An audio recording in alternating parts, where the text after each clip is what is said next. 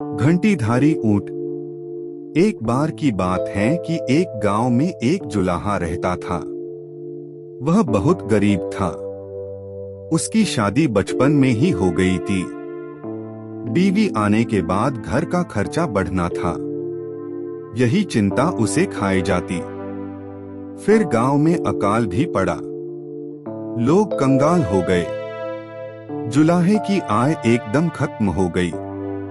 उसके पास शहर जाने के सिवा और कोई चारा न रहा। शहर में उसने कुछ महीने छोटे मोटे काम किए। थोड़ा सा पैसा अंटी में आ गया और गांव से खबर आने पर कि अकाल समाप्त हो गया है, वह गांव की ओर चल पड़ा। रास्ते में उसे एक जगह सड़क किनारे एक ऊंटनी नजर आई।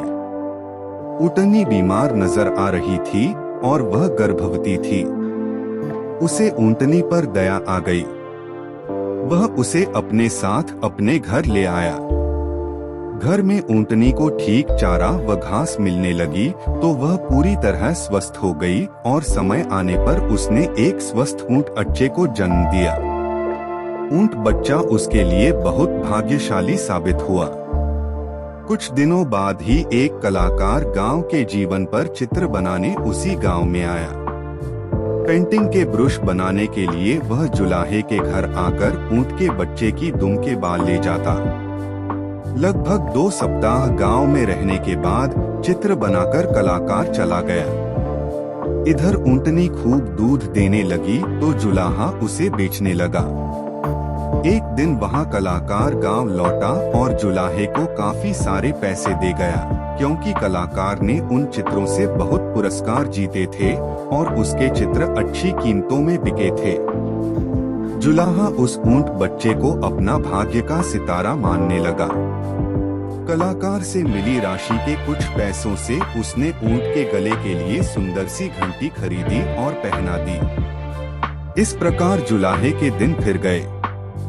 वह अपनी दुल्हन को भी एक दिन गौना करके ले आया।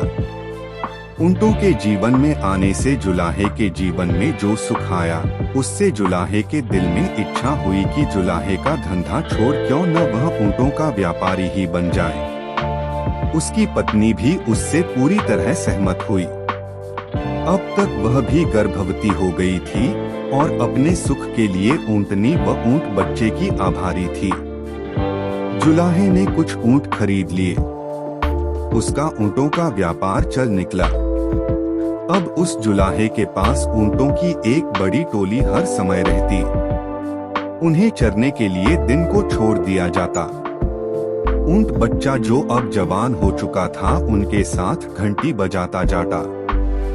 एक दिन घंटीधारी की तरह ही के एक युवा ऊंट ने उससे कहा, भैया तुम हमसे दूर दूर क्यों रहते हो? घंटीधारी गर्व से बोला, वाह तुम एक साधारण ऊंट हो। मैं घंटीधारी मालिक का दुलारा हूँ। मैं अपने से ओछे ऊंटों में शामिल होकर अपना मान नहीं खोना चाहता। उसी क्षेत्र में वन में एक शेर रहता था। शेर एक ऊंचे पत्थर पर चढ़कर ऊंटों को देखता रहता था। उसे एक ऊंट और ऊंटों से अलग थलग रहता नजर आया।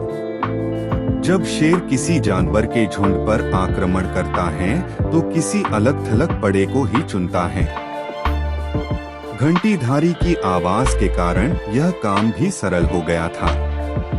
बिना आंखों देखे वह घंटी की आवाज पर घात लगा सकता था।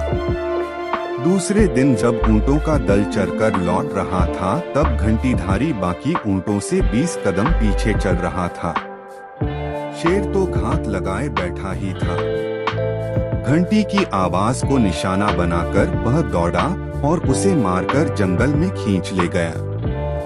ऐसे घंटीधारी के अहंकार ने उसके जीवन की घंटी बजा दी।